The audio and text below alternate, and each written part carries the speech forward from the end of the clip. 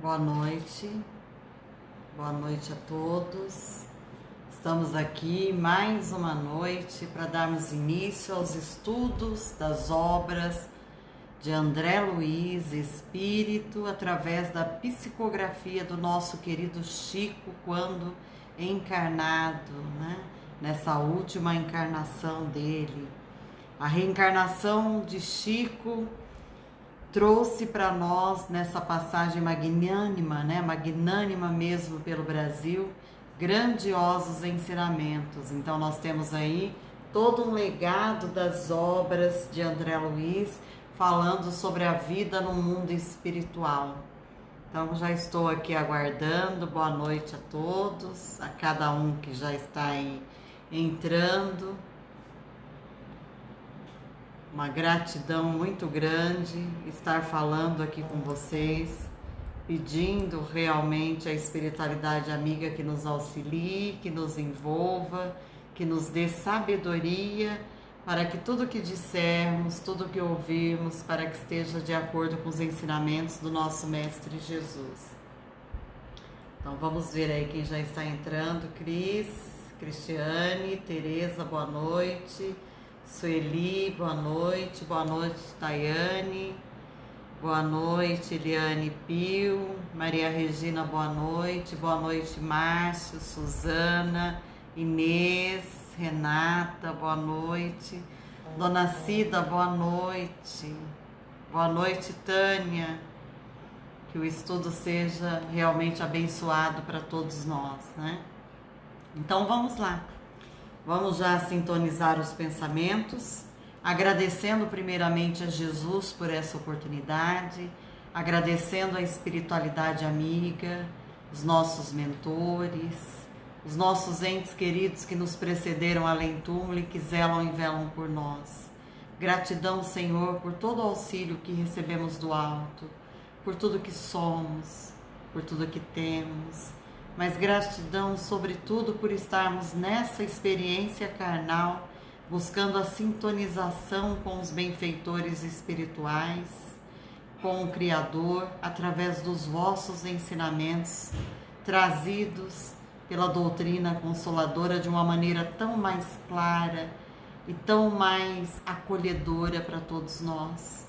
O nosso Pai amado, esse Pai que nos recebe, que nos perdoa, que nos envolve, nos abraça sempre como filho pródigo que somos. Que possamos aproveitar cada momento para despertar em nós as vivências espirituais já na carne. Que estejamos no mundo sem ser do mundo. Que as bênçãos de Jesus recaiam sobre todos nós, trazendo-nos tranquilidade, mansuetude de coração e serenidade. Que as águas e os alimentos dos nossos lares sejam fluidificados e recebam o lenitivo necessário para o refazimento de cada célula física e espiritual nossa. Pai nosso que estais nos céus, santificado seja o vosso nome. Venha a nós o vosso reino. Seja feita a vossa vontade, assim na terra como nos céus. O pão nosso de cada dia nos dai hoje. Perdoai as nossas ofensas, assim como nós perdoamos a quem nos tem ofendido. E não nos deixeis cair em tentação, mas livrai-nos, Senhor, de todo mal. Que assim seja, que assim seja. Que tenhamos também o hábito de, em todos os nossos estudos, colocarmos o nosso copo, a nossa garrafinha com água, porque nesse momento nossos mentores, a espiritualidade amiga que nos acompanha, vai sempre fluidificar a nossa água, também colocando o lenitivo de que necessitamos para o nosso refazimento e para o fortalecimento da nossa alma, trazendo-nos tranquilidade mesmo. O medicamento trazido pelos espíritos sempre estão aqui para beneficiar a todos nós. Então esse é o momento de conexão com Jesus, de conexão com o alto. Então mais uma vez, boa noite a todos, tá bom? A Leda já colocou que ela adora esse capítulo. A gente sabe que do 12 ao 14 nós estamos tratando sobre a reencarnação. Então nós já sabemos, quem né, estuda a doutrina espírita, mas quem não está assistindo o estudo com a gente, uma das premissas da doutrina é a crença na pluralidade das existências. Nós sabemos que nós somos seres espirituais transitoriamente habitando o corpo físico. E que, na verdade, uma dessas moradas que Jesus já fala, há várias moradas na casa de meu Pai, é uma dessas que nos aguarda. Então, com certeza, nós iremos para onde a nossa consciência, os nossos pensamentos, sentimentos que viram ações, nos levarão. Então, quando a gente tem uma vivência longe das leis divinas, porque sendo perguntado, Jesus, onde, né, estão as leis divinas? Isso está lá no Livro dos Espíritos. A espiritualidade já nos diz que as leis divinas estão na consciência. E a gente sabe que, como seres ainda espiritualmente infantis que nós somos, a gente às vezes não compreende a verdade trazida pelo Cristo. Quantos de nós, não importa o rótulo religioso, que Jesus é o mesmo, Maria, mãe de Jesus, é a mesma. Os santos que nós chamamos em algumas religiões, como o catolicismo, nada mais são do que espíritos evoluídos que venceram as próprias sombras e trabalharam em si esse amor que Jesus veio pregando. Então a gente sabe que, independente do rótulo religioso, nós estamos na Terra para sermos uma melhor versão de nós mesmos. Não é para mudar o outro, não é para mudar a vida nem daqueles que a gente ama muito, como os nossos filhos. Nós sabemos que nós somos alicerces para eles, que nós damos a base moral, nós damos o melhor de nós, em vez a gente sabe que o melhor de nós ainda tem erros, tem vícios, mas nós procuramos dar o melhor para os nossos filhos. Mas a gente sabe que o caminhar é deles. E quando as tempestades e as provações batem na porta dos nossos filhos, muitos de nós sempre dizemos: como eu queria eu passar por isso e não ele, não ela. Mas a gente sabe que todos somos irmãos em Cristo, filhos do mesmo Pai.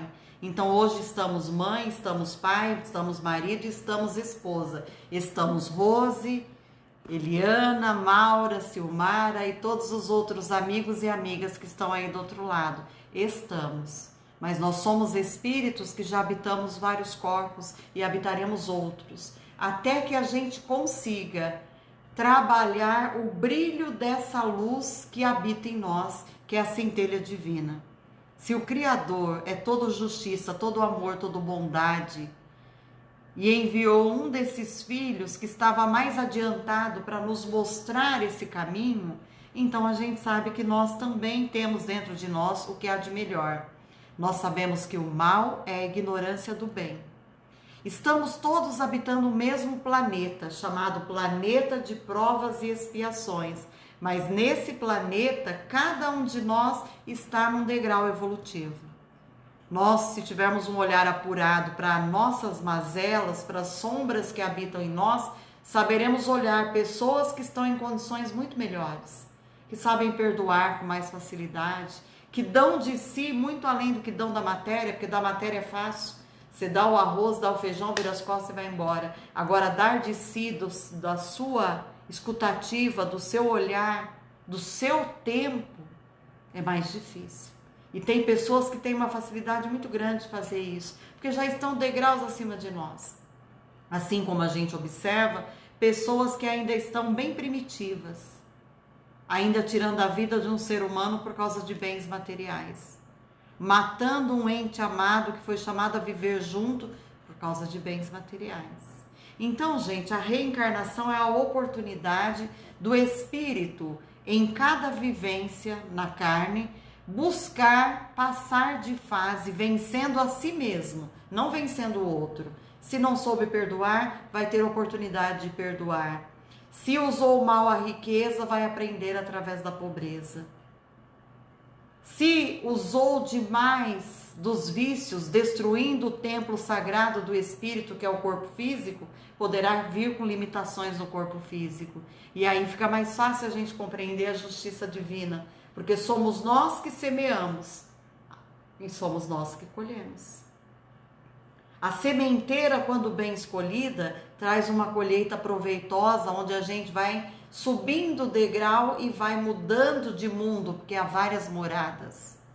Mas quando a gente faz escolhas erradas, temos que voltar para a mesma fase, como eu disse ontem nos estudos com o pessoal, como um jogo de um videogame. A gente só passa de fase quando vence todas, quando conhece e precisa ter na bagagem o mínimo de conhecimentos e saberes para estarmos num mundo condizente com o nosso jeito de agir.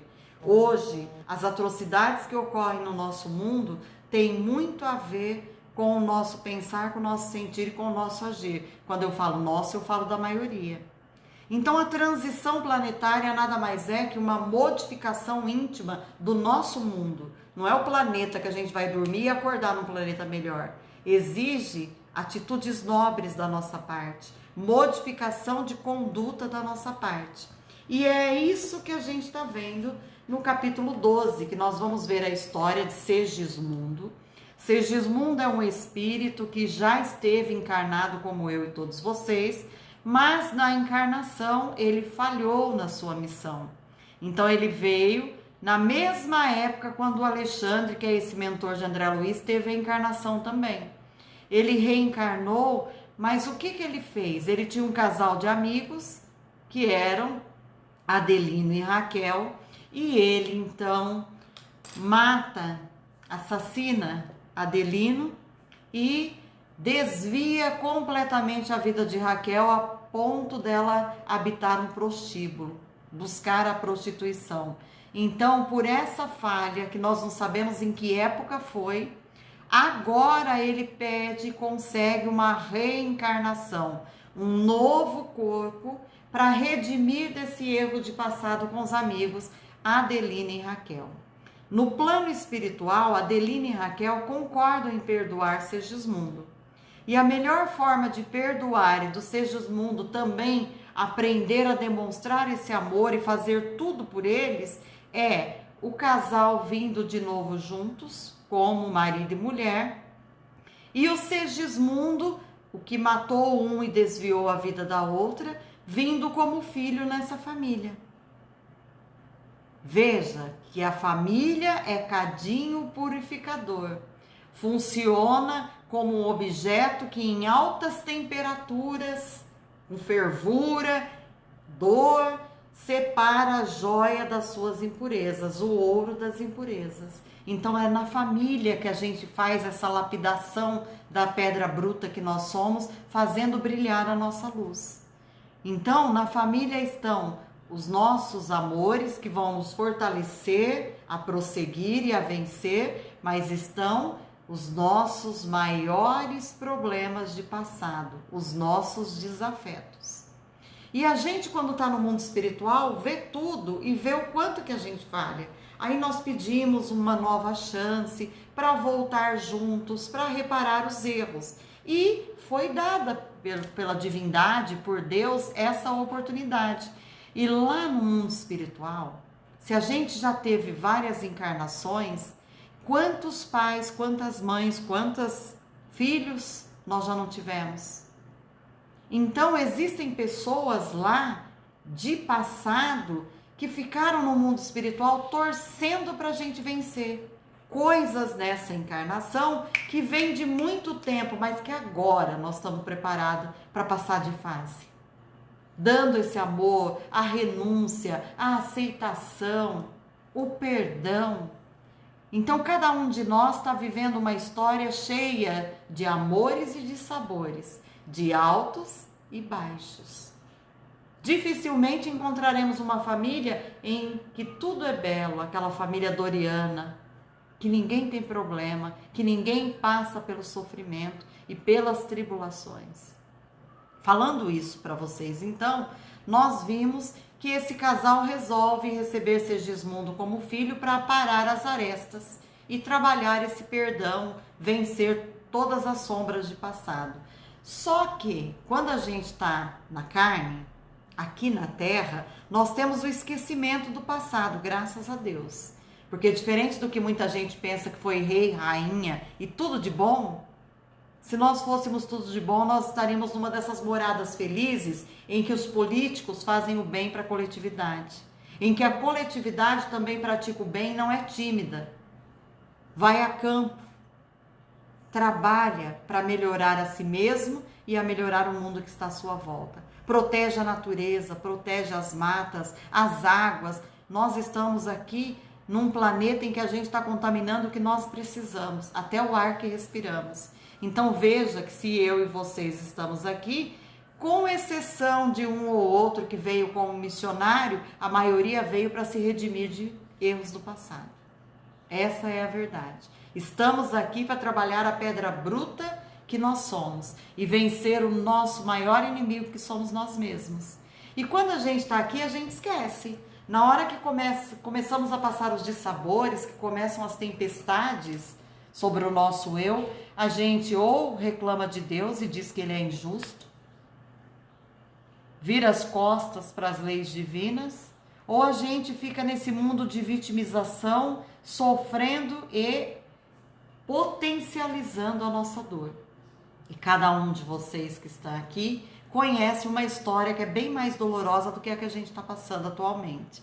Então nós sabemos que a cada um, disse Jesus, segundo as suas obras. E aí quando a gente está aqui, por esquecer o que nós prometemos lá em cima, a gente não quer. E é isso que o casal está fazendo aqui, eles não querem esse filho. E aí então Segismundo procura Alexandre para dizer do seu drama: eu preciso ir, mas os que serão meus pais já estão negando me produzir esse corpinho. Inconscientemente já me veem como inimigo e pedem a ajuda de Alexandre. E aí nós estamos então na página do livro, na versão mais nova, na página 169. E nós paramos aqui, onde André Luiz fala que depois de ouvir tudo isso, ouvir que se nossos olhos foram motivos de escândalo, tudo aquilo que a gente fez que não deu certo, de repente a gente veio muito belo e a beleza foi a nossa perdição, muito rico e a riqueza foi a nossa perdição, veio no meio da política, da ciência e nos perdemos. Talvez nessa a gente venha diferente em outra situação para aprender, porque não seria lógico receber idêntica oportunidade nos trabalhos retificadores. E aí fica claro, se nós numa encarnação fumamos em demasia, bebemos em demasia, comemos em demasia, talvez nessa a gente tenha problemas respiratórios, alérgicos, problemas gastrointestinais, exatamente por atitudes equivocadas de passado. E é assim que a gente aprende. Talvez é assim que a gente não falha. Tanto diz a espiritualidade que às vezes foge, por exemplo, da beleza fisionômica, daquilo que chama muita atenção na matéria, porque isso poderia ser para elas uma perdição. Tá bom? Então é aí que nós paramos, página 169, nós estamos lá no início, no primeiro parágrafo aqui, onde começa a compreender, eu vou voltar aí, tá bom? Compreendera claramente onde Alexandre pretendia chegar com os seus esclarecimentos amigos. É para a regulamentação de semelhantes serviços que funciona em nossa colônia espiritual, por exemplo, o planejamento de reencarnações, onde você terá a ocasião de recolher ensinamentos preciosos. Então aqui a espiritualidade diz que no mundo espiritual, seja qual for a colônia, tem um departamento que prepara a nossa reencarnação, com espíritos que são muito sagazes, muito sábios mesmo, que preparam através da nossa história as condições para que a nossa reencarnação seja produtiva e seja muito bem estudada e entendida por nós. Então é um local realmente de planejamento. Onde nós vamos, quando, com quem, o que a gente vem fazer aqui, com essas pessoas que estarão juntas conosco no nosso caminhar, nós teremos muito a ensinar, mas muito a aprender, muito a reparar, mas muito a receber. Então, para que a gente seja alguém exitoso nessa reencarnação, tudo é minuciosamente estudado. E diz a espiritualidade, isso eu falei ontem também com o pessoal dos estudos, que a maioria de nós lá em cima se acha capaz, né? Depois que se prepara um pouco, não, já põe tudo de uma vez que eu já quero subir para outra morada melhor. Pode colocar. Não, manda junto comigo. Eu consigo, eu vou perdoar agora. Aí a espiritualidade fala, calma, uma coisa de cada vez. Vamos por etapa. Devagar. Vamos fazer só isso? Se você conseguir isso, a gente até amplia. Mas vamos fazer só isso. Você está indo com um estoque, um fluido vital para viver 60, 70 anos. Cuide bem desse templo sagrado que você vai receber, que é o corpo de carne e osso, para viver os 70 anos. Cuide do seu pensar, do seu sentir e do seu agir, da sua saúde mental. Cuide daquilo que sai da boca e que entra. Cuide-se. Faça o que é mínimo fazer, o que você tem condições agora. E diz a espiritualidade que a maioria de nós chegando aqui reclama, se sente vítima, né? Quando tem um problema, um filho difícil, uma nora, um genro, um esposo, uma esposa, a gente quer abandonar na primeira esquina. Mas existe uma equipe de benfeitores nos fortalecendo, pais, mães, esposas, esposos, filhos, família. Então não estamos sós, não estamos sós. E atendendo-me às necessidades como pai afetuoso, apresentou-me o instrutor no dia imediato à imponente instituição. Então aqui a gente vai ver exatamente que André Luiz pede para conhecer um pouco. E como tem no mundo espiritual esse local que faz toda a preparação, o estudo do corpinho que a pessoa vai ter, a genética completa, a parte fisionômica, perispiritual, o corpinho mais sutil, tudo é estudado. O que nós vamos desenvolver, as deficiências físicas ou não que nós teremos, tudo isso é preparado no mundo espiritual. E aí ele fala que Alexandre apresenta alguém que mexe com isso lá em cima, né? Que vai ser alguém que vai mostrar, o instrutor que vai orientar André Luiz com relação a isso. Constituía-se o movimentado centro de serviços de vários prédios e numerosas instalações. Árvores acolhedoras enfileiravam-se através de extensos jardins, imprimindo encantador aspecto à paisagem. Reconheci logo que o Instituto se caracterizava por grande movimento. Olha que belíssimo que esse lugar. E quanto trabalho estava acontecendo por lá. Ele fala que tem grande movimento. Entidades insuladas ou em pequenos grupos iam e vinham, estampando atencioso interesse na expressão fisionômica. Pareciam sumamente despreocupadas de nossa presença ali, porque quando não passavam sozinhas ao nosso lado, engolfadas em profundos pensamentos, iam em grupos afetuosos, alimentando discretas conversações, muito graves e absorventes ao que me parecia. Muitos desses irmãos que passavam juntos de nós empunhavam reduzidos rolos de substância semelhante ao pergaminho terrestre, relativamente aos quais não possuía eu até então a mais leve notícia. Se ali é um local que se prepara a reencarnação, então veja que as pessoas que estão indo lá já estão sintonizadas com essa volta que terá que fazer na existência física, na carne, na reencarnação. E cada uma no seu mundo, preocupada com a sua nova trajetória, está ali buscando o encorajamento, a preparação e o estudo desse novo campo de trabalho árduo sobre si mesmo, a melhora de si mesmo. Alexandre, porém, como sempre, veio em socorro de minha estranheza, explicando bondosamente: as entidades, os espíritos sob nossos olhos, são trabalhadores de nossa esfera, interessados em reencarnações próximas. Nem todos estão diretamente ligados a semelhante propósito, porque grande parte está em trabalho de intercessão, obtendo favores dessa natureza para amigos íntimos. Olha que coisa linda. Tinham espíritos lá que não eram eles que iam reencarnar. Eles estavam lá para interceder, para auxiliar outros que reencarnariam. Porque às vezes a pessoa não tem condições dela atinar a nova experiência na carne, mas irmãos em condições melhores, condições superiores, fazem isso por elas. Então estão intercedendo por essas pessoas. Os rolos brancos que conduzem, né, aqueles rolos parecidos com pergaminhos que as pessoas saíam lá, são pequenos mapas de formas orgânicas. Olha, quem tem um livro, grifa isso. Não é de qualquer jeito que a gente tem esse corpinho. Ele foi pensado.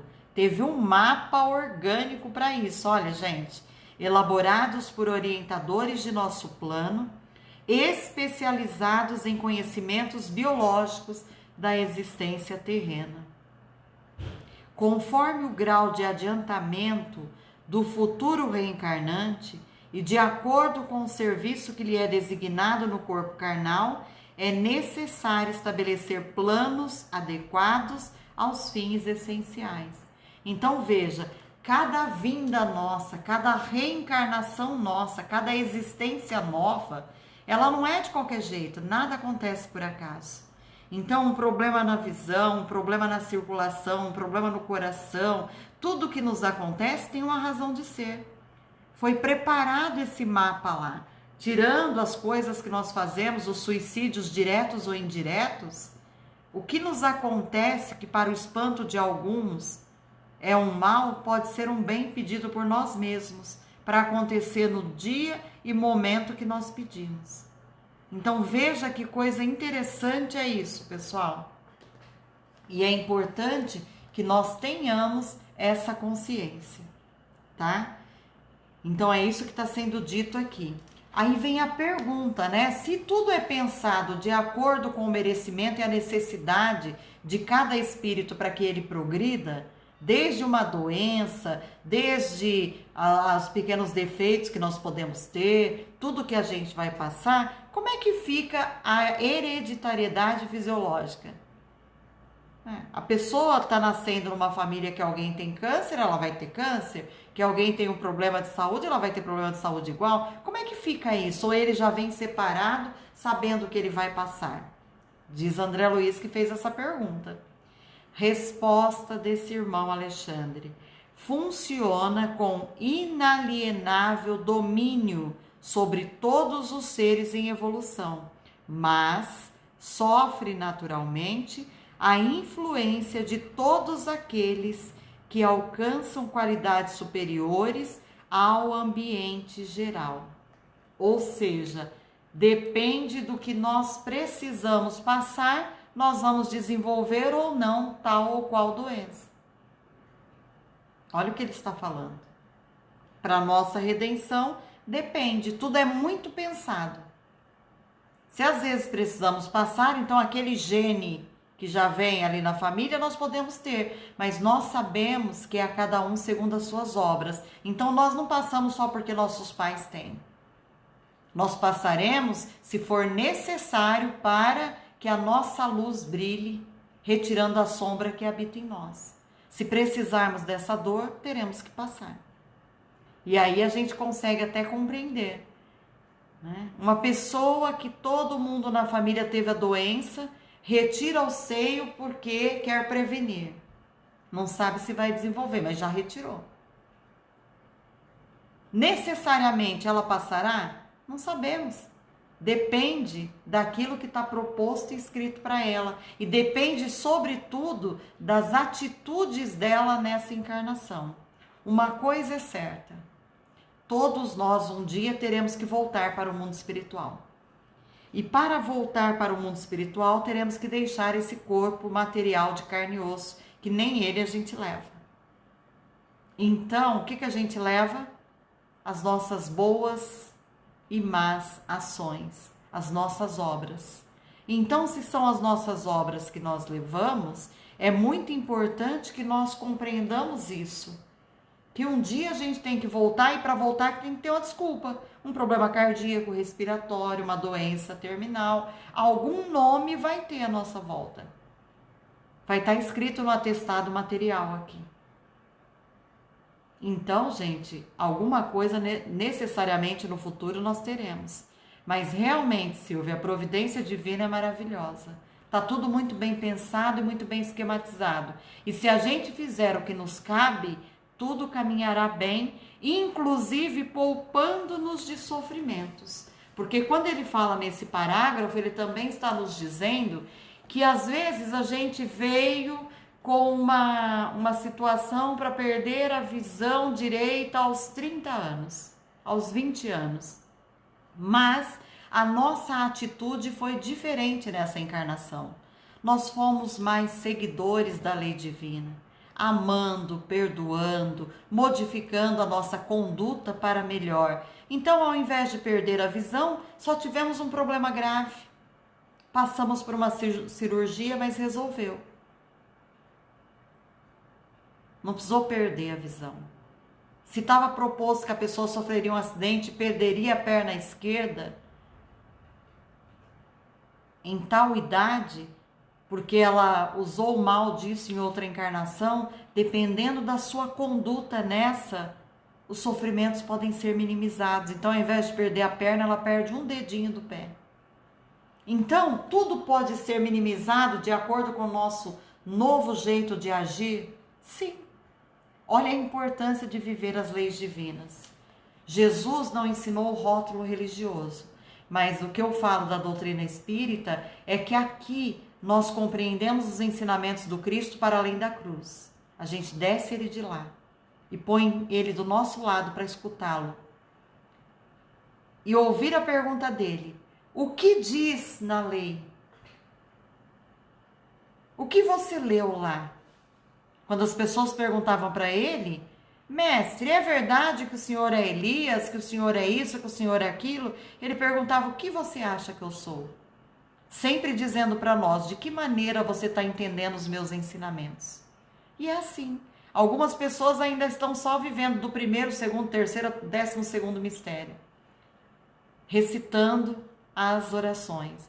Outras já estão compreendendo Jesus na íntegra, compreendendo quando ele diz: tenho-vos dito isso para que em mim tenhais paz. No mundo tereis aflições, mas tende bom ânimo, eu venci o mundo. Que mundo Jesus venceu? Que mundo ele venceu? Se hoje tem corruptos como na época dele, políticos que se vendem como na época dele, pessoas destruindo a natureza como na época dele, pessoas que estão abrindo templos com o nome dele, mas longe dos ensinamentos da vivência desses. Foi um mundo íntimo, gente. Ele quis dizer: hoje eu já estou nessa condição porque eu compreendi. E eu vim ensinar para vocês isso: vença o seu mundo. Porque Judas, tadinho, a traição de Judas foi justamente porque ele achava que Jesus ia vencer o mundo material. E não é o mundo espiritual.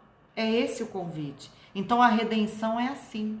E é isso que está falando nesse pequeno parágrafo. Nos daria uma palestra de horas, um seminário. Então vamos continuar. A essa altura da palestra esclarecedora, Alexandre convidou-me a transpor o limiar. Achamo-nos em breve em um dos gabinetes extensos do edifício principal, onde um dos numerosos amigos do orientador veio atender-nos atenciosamente. Apresentou-me Alexandre ao assistente Josino. Então, agora ele vai apresentar aquela pessoa que vai ajudar André Luiz a compreender o que acontece nesse ministério da reencarnação e do esclarecimento aí. Josino, que me recebeu com extrema gentileza e fidalguia de trato. Esclareceu o instrutor o objetivo de nossa visita. Desejava me fosse conferida a possibilidade de visitar a instituição de planejamento quantas vezes me fosse possível durante a semana em curso, em vista da minha necessidade de adquirir noções seguras referentemente ao trabalho de auxílio nas atividades reencarnacionistas.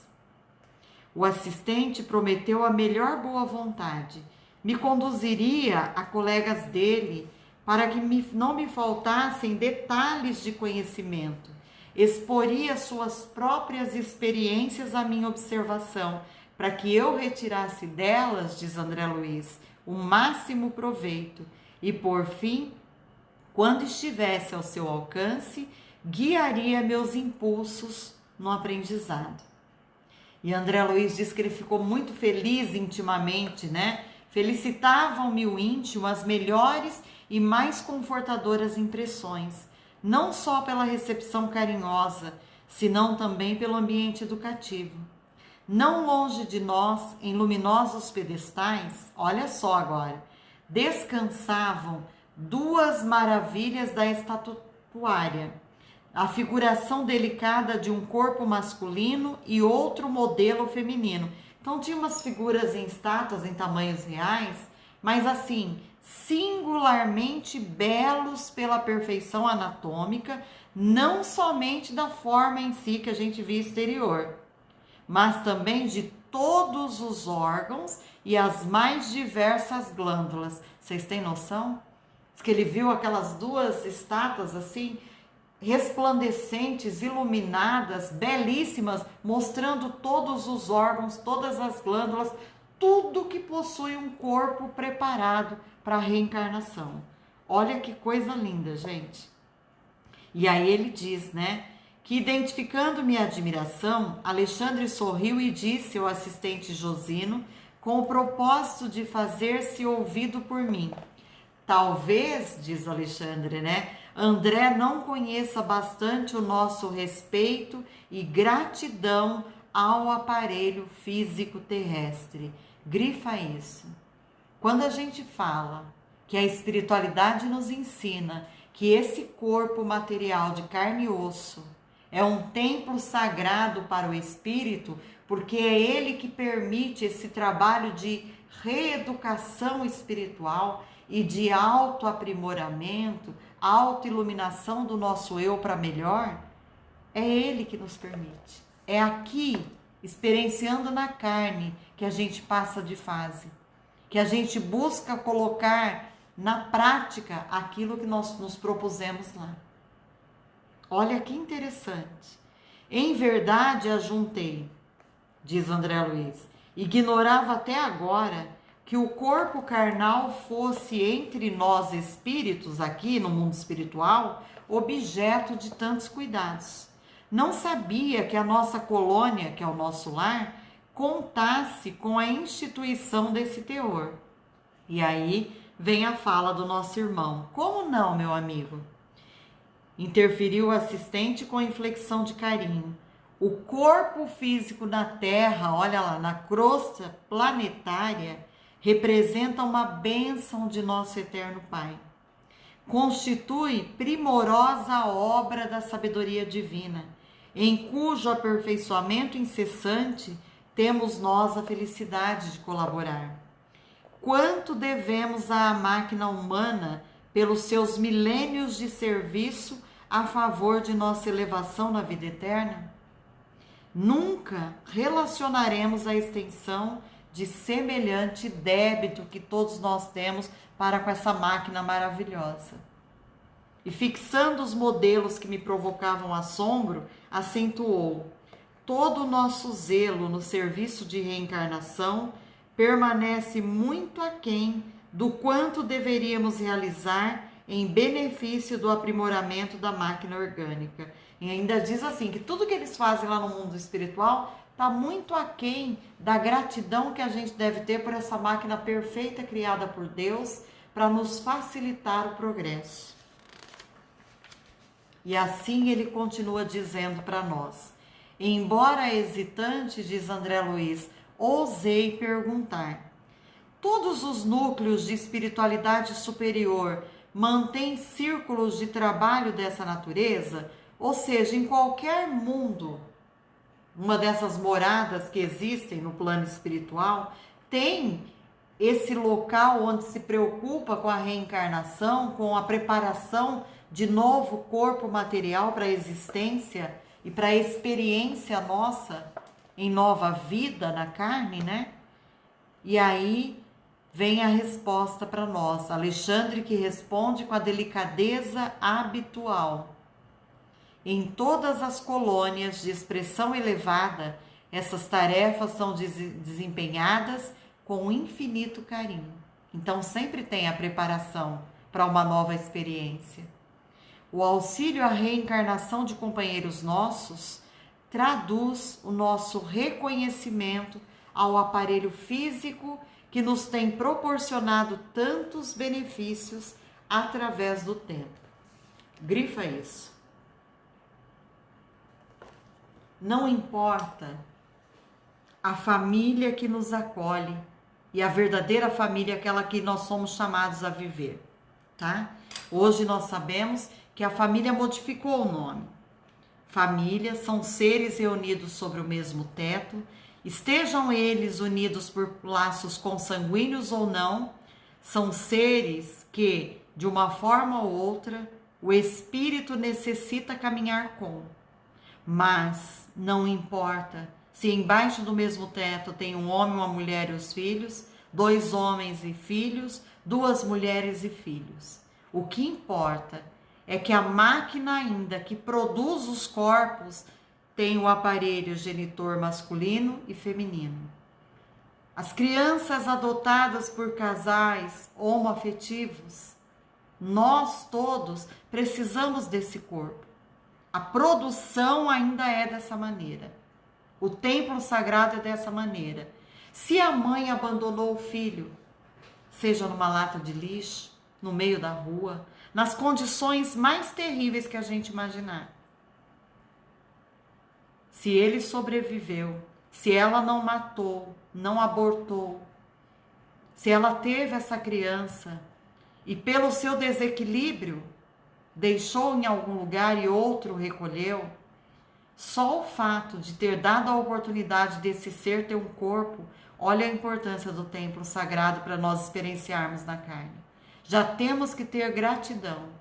A espiritualidade fala que é imensa fila de espíritos querendo um corpo e já não conseguem. Quantos estão aí do outro lado que, como eu, tem um único filho? E não é porque escolheu ter um único filho, às vezes teve um só.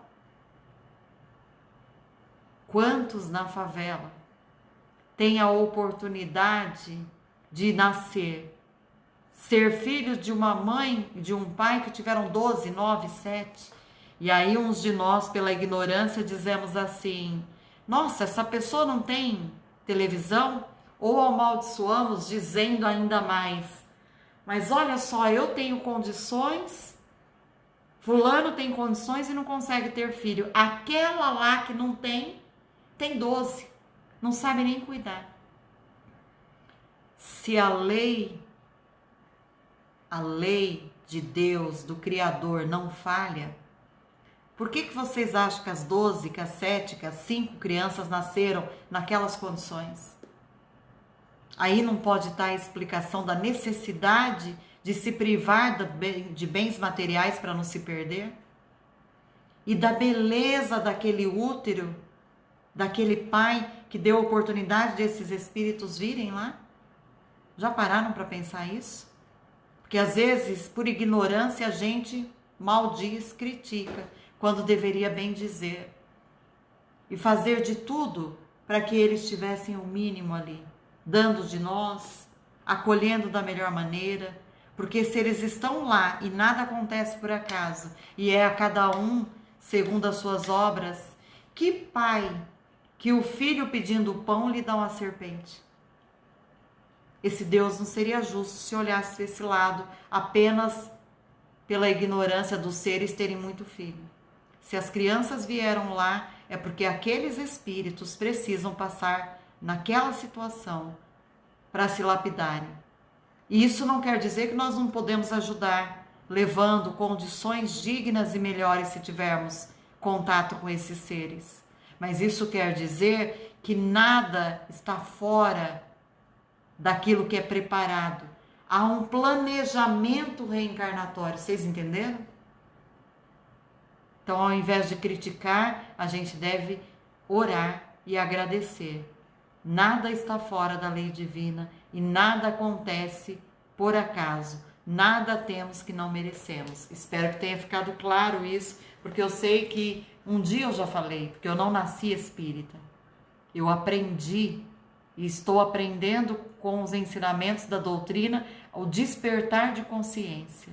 E aí fica muito mais claro a gente compreender por que uma criancinha, coitadinha, que a gente olha e fala é tão inocente, está passando por privações terríveis ao nascer. Aí a gente compreende que por trás daquele corpo frágil tem um espírito com várias existências e que está ali para se aprimorar pedindo o auxílio necessário. Certo, pessoal? Então vamos continuar. A cada um segundo suas obras.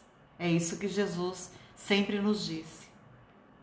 Recordei, porém, diz André Luiz, que o meu pai terrestre, né? Isso ele cita lá em Nosso Lar, a condição que estava o pai dele, a mãe dele já habitava zonas superiores no mundo espiritual, mas o pai dele, pelas atitudes equivocadas, né, pelas ações ignoradas no bem, estava numa situação muito difícil quando André Luiz chegou no plano espiritual. E ele diz aqui então que ele se recordou disso, que o pai dele um dia voltar à experiência carnal, voltou a reencarnar, procedendo das zonas francamente inferiores. Então o pai dele estava numa zona muito inferior, perturbada, de acordo, sombria, de acordo com as suas atitudes. E ele diz que o pai dele já partiu de lá onde estava, numa condição perturbadora e desequilibrada, voltou a reencarnar na Terra. E aí ele diz que pergunta: e aqueles que regressam à Terra, partindo das regiões mais baixas, terão o mesmo generoso auxílio? Quer dizer, eles também têm todo um planejamento, porque se eles estão num local tão inferior, eles não têm condições de planejar junto. Mas eles têm esse auxílio? Tem um grupo que planeja por eles? Essa é a pergunta, então, de André Luiz, que é bem interessante, né?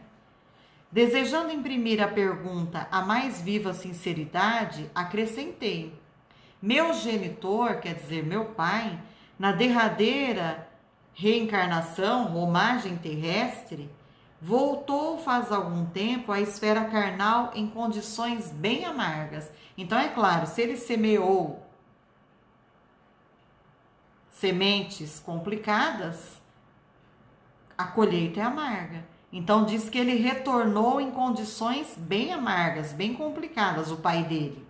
E a gente nem vai entrar nesse mérito agora, mas a gente sabe que essa encarnação não vai ser fácil para o pai dele. Então, vamos entender a resposta de Alexandre ponderando. Compreendemos, diz Alexandre, se era ele, o seu pai, criatura de razão esclarecida, embora não iluminada, permanecia após a morte em estado de queda e não deve ter voltado à bendita oportunidade da escola física sem o trabalho intercessório, grifa isso, gente, e forte ajuda de corações bem amados de nosso plano. Então, Tecla sabe, se seu pai teve escolhas equivocadas na última experiência carnal e ele estava vivendo um mundo de perturbações em zonas inferiores, a morada em que ele estava era mais complexa, mais sofrida, ele voltou na carne, mas porque alguém intercedeu e auxiliou. Espíritos benfeitores, e nós sabemos que a esposa que o amava muito e por estar já um pouco mais elevada, habitando mundos melhores, ela intercedeu pelo marido. Ela intercedeu por ele. Então, não volta sem um trabalho intercessório. Se ele não tem condições de auxiliar no pensamento, no planejamento dessa reencarnação, há espíritos em condições superiores que farão isso pela gente, que vão pensar isso por nós, que vão interceder por nós nas zonas superiores. Olha que coisa linda. Deus, o Criador, não vai nos colocar num sofrimento eterno. Não é aquela história separar o joio do trigo e a gente fica queimando no inferno de Dante. Porque aí não seríamos irmãos em Cristo. Não valeria a pena nem pronunciar a prece que ele nos ensinou. Porque Cristo nos ensinou a falar: Pai nosso que estais nos céus. É meu, é seu, é do traficante, é do político corrupto, é de todo aquele que se desvia do caminho e de todo aquele que está no caminho. Parábola do filho pródigo. Tenho que falar. O que é a parábola do filho pródigo? Tem um filho que fica com o pai, está sempre do lado dele, nunca saiu de lá. Tem um que pede metade do que merece, dos seus bens, e quer sair para o mundo, e vai. Se equivoca, semeia, colhe amarguras, e quando está lá no desespero, lembra do pai, lembra da misericórdia do pai, de como o pai trata os empregados, não só os da família, mas os funcionários, a bondade desse pai, e ele pensa: eu aqui comendo lavagem dos porcos, e lá na casa de meu pai, todos são tratados da mesma maneira. Voltarei à casa de meu pai, pedirei a ele, não que me trate como filho, porque não me vejo mais merecedor disso, mas pedirei a ele que me dê um local como de qualquer funcionário, me dê um emprego, para que eu possa sobreviver.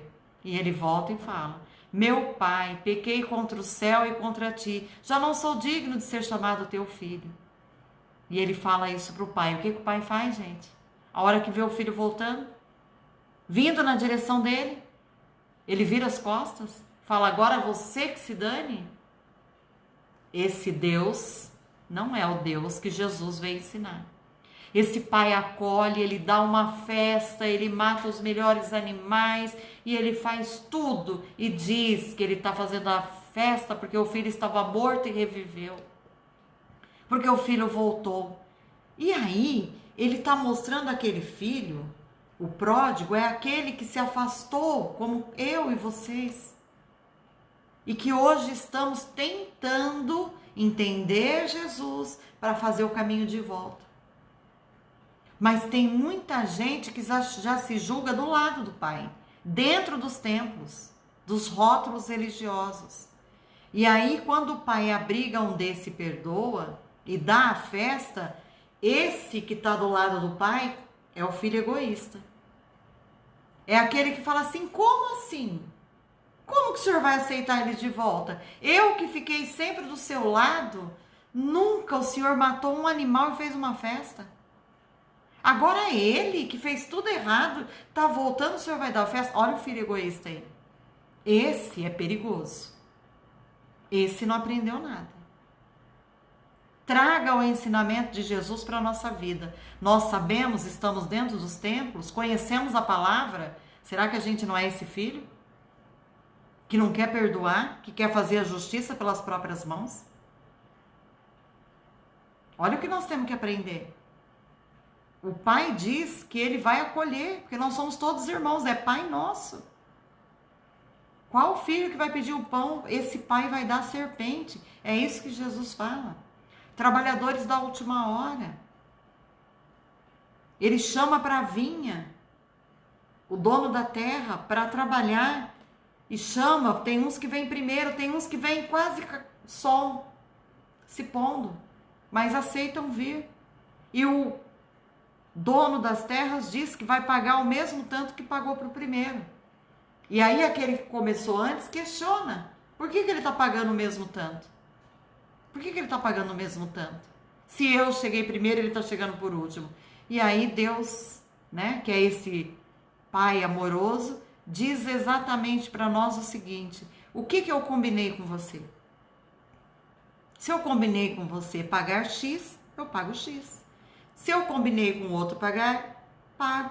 E pago para ele também. Acaso meu olho não será bom porque o seu é mau? Eu vou ter que modificar o meu hábito porque você quer? Nós já paramos para entender os ensinamentos do Cristo, entender a importância da reencarnação? Algumas pessoas vão entender isso mais rápido, vão entender Jesus mais rápido e vão, rapidinho vai estar lá no mundo feliz. Auxiliando também, porque Jesus fala que ninguém vai ficar lá contemplando, comendo uva, ouvindo os anjos tocarem as harpas, ao lado do Pai, esperando o dia que Deus vai separar o joio do trigo. Todos nós vamos trabalhar, se estivermos em condições melhores, para ajudar os nossos que estão aqui. Nossa família espiritual, que é essa família toda, a humanidade inteira. Então isso a gente tem que compreender. E o último que for também vai conseguir a mesma coisa. Ninguém vai ser privilegiado porque foi primeiro. E isso me dá um alívio muito grande. Graças a Deus. Porque esses que estão em condições melhores estão nos auxiliando agora. Estão fazendo por nós aquilo que a gente ainda não teria condições. Então é isso. Se a pessoa, por ter uma experiência carnal equivocada, chega lá e ela precisa voltar e ela não tem condições, pela infantilidade espiritual em que se encontra, então os espíritos superiores intercederão, porque sempre haverá de alguma encarnação um pai, uma mãe, um irmão, um familiar que está ali numa condição melhor e que a ama muito. Por isso que quando a gente vê na prisão o pior que a gente julga aqui fora, por trás dele tem uma mãe que ama. E eu não vejo nenhuma mãe torcendo para o filho cair no abismo. Elas não abandonam. Então é assim aqui e é assim lá. Nós ainda de repente estamos nessa prisão. E muitos dos nossos seres queridos que estiveram conosco, que têm melhores condições, estão torcendo para a gente sair dessa, intercedendo por nós. Então nunca estamos sós. E é isso que está falando do trabalho intercessório. Então desculpa estar falando um pouco mais, mas eu acho que isso tem que estar muito claro. Se a gente não aliar os estudos das obras de André Luiz com os ensinamentos do Cristo para ver quão ligados estão e quão justa e misericordiosa é as leis divinas, a lei do Criador, e tão belo é isso, a gente não conseguiria entender. Eu espero que eu tenha conseguido me fazer entender por todos vocês aqui. Né? É a nossa oportunidade mesmo, Solange, de praticar solidariedade. É isso, de buscar dar de nós para contribuir, porque nós somos chamados numa família. Somos chamados numa família. Então, quando a consciência grita, modifiquemos a nossa conduta. Porque somos nós que estamos ouvindo, não é aquele difícil. Não adianta você falar, eu queria tanto que o meu marido estivesse assistindo, tanto que o meu genro estivesse assistindo, tanto que o meu filho... Não é ele que precisa, somos nós. Cada um no seu tempo. A espiritualidade fala que não vai causar nenhum transtorno para quem não está preparado ainda para ouvir. Então, nós estamos aqui porque somos nós que precisamos ouvir. Então, aproveitemos, porque Jesus não disse que ele era desse ou daquele rótulo religioso, mas ele disse que é nosso irmão. Nos apresentou o Criador como Pai amoroso, não Pai vingativo, o Pai do Filho pródigo, e olhou de uma maneira muito clara para dentro de cada um de nós, fazendo um raio-x da nossa alma. Então, se em cada lar alguém nesse momento está passando por uma situação difícil, esclareça isso na tua casa. Diga as falas do Cristo. No mundo tereis aflições, mas tem de bom ânimo, eu venci o mundo. Que mundo Jesus venceu? E faça o mesmo questionamento. Diga para eles, nada temos que não mereçamos. A cada um segundo suas obras. O que Jesus está falando? Então, diga, se você não fez nada nessa encarnação, e não é a primeira vez que nós voltamos aqui, há uma razão de ser, mas tenhamos gratidão, porque pela modificação da nossa conduta, buscando trabalhar em nós virtudes, fraternidade, perdão, amor, caridade. Fora da caridade não há salvação. E o que é caridade? É só dar bens materiais? Diz a espiritualidade que a caridade mais fácil de fazer é essa. Mas ligar o bip é difícil. Tem gente que ainda não tem essa habilidade. Eu vejo por mim. Beneficência para com todos. Indulgência para com os erros alheios. Perdão das ofensas. Então veja o quanto nós temos que estar ligados nisso. E para encerrar, né, passa muito rápido, nós vimos até aqui que todo planejamento que é feito para a gente ter um corpinho, as doenças, os problemas, é tudo pensado, nada cai no nosso ombro, a não ser que a gente procure. Se a gente fuma em demasia, bebe em demasia, come em demasia, o que a gente faz com esse templo sagrado é suicídio indireto. Então, tomar cuidado. É um templo. Nós temos um estoque de fluido vital que a gente tem que levar, ó, certinho, para cumprir, porque são 70 anos, passa tão rápido. Eu tenho amigos aqui que eu tô vendo os nomes, que ontem a gente se encontrava chegando nessa cidade de Matão, sendo acolhidos como jovenzinhos na cidade. E hoje nós já estamos aí, chegando a meio século, o tempo passou, e se piscar de novo a gente já está sexagenário e assim sucessivamente. Então, gente, se passa rápido, é transitório, aproveitemos, porque nós somos espíritos habitando um corpo, mas não somos o corpo, tá certo? Aproveitemos, falemos mais, eu te amo, provemos mais através do perdão, porque embaixo do mesmo teto nós temos muitos nós para transformar em laços, tá bom? Gratidão, beijo no coração de todo mundo, um abraço grande e até a próxima semana, tá bom? Um beijo muito, muito especial para cada um de vocês que nos ouviu. E se puder, compartilhe, mande para pessoas que estão passando por tempestades íntimas e que precisam entender a importância de estar na Terra. Não podem desistir, tem que continuar. Elis, um beijo. Acabei de ver você aqui, um beijo para você, beijo para todos, viu? Fiquem com Deus.